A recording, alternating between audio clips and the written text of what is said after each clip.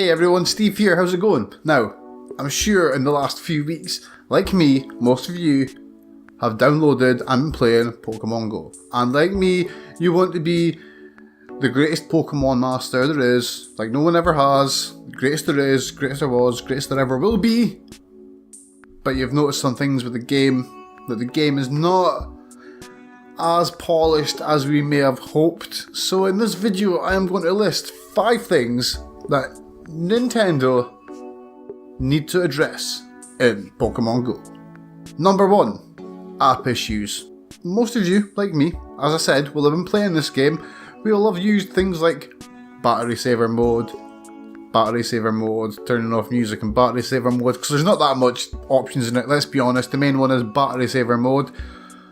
Sadly, battery saver mode is pretty broken. Whenever you take the phone out of your pocket and you try and use the screen, it doesn't do it. The screen just locks up. You can see it. There's a Pokemon there. You're trying to tap it. You tap it. Yeah, I want to catch the Pokemon. And it doesn't do nothing. And you've got to turn the app off and turn it back on. This happens to me pretty much whenever I go off my wireless into 3-4G, from one 3-4G into another 3-4G. This happens to me constantly. This is driving me insane. I've constantly got to turn the app off, and it's pretty much standard. If I see a Pokemon, I have to turn the app off and back on again, or it will not let me catch that said Pokemon. This is an issue I feel needs to be addressed, and I'm sure Nintendo will address it in the coming weeks and months. Number 2, server issues. Now, the game is still pretty new, so these issues might clear up a lot faster than we may expect. This is why it's only number 2 in the list. The server issues, I think at the moment, you get booted out of the server a lot. You have to try and log in and it will be like, oh, we don't know who you are, or we can't retrieve your game, and it'll just be loops like this for like maybe half an hour, then it'll let you in.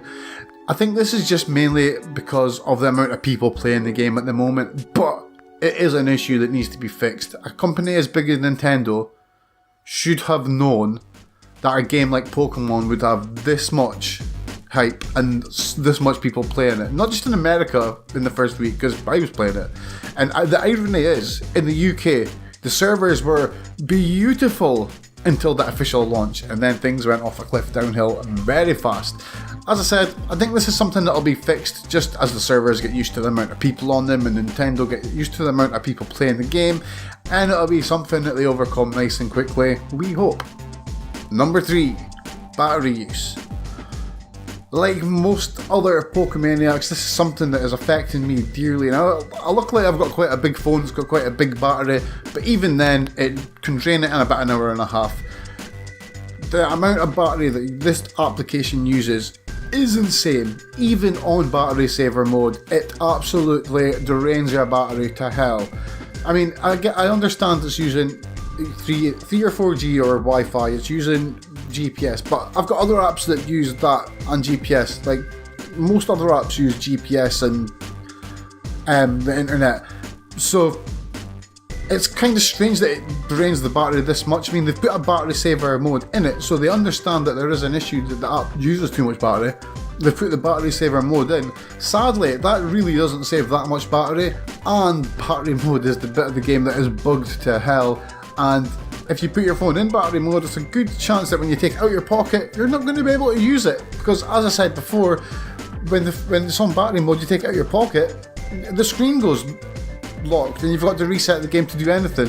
By that time, your Pokemon might be gone. This has happened to me, and it is annoying as hell. Nintendo, please fix this one. This is a nice and easy one. Battery, well, it's maybe not that easy, but it's a battery issue. It's an issue that's going to constantly be coming back. I think this is one of the more important ones, hence it being number 3 in the list. Number 4, the spawn rates. Now, this is something that I didn't really know too much about at first until I did my research.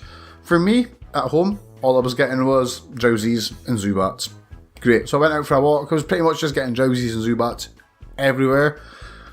So I went online, I was like, where do you actually get, have you got to go to certain places to get better Pokemon? Do you have to walk about? Do you have to go into parks? Such and such, as I thought you might have to go to parks or landmarks to get good Pokemon. And what I found out is the Pokemon spawns are based on the amount of cell phone traffic in that area. So, let's say you're in a city. you're going to see Pokemon no problem because there's a lot of people using mobile phones in your area, and there's going to be a lot of Pokemon spawning because of that. But if you stay in the countryside, that's it. Zip. You're not going to get anything because there's no. If you live in an area with no mobile phone use, you're not going to get any Pokemon.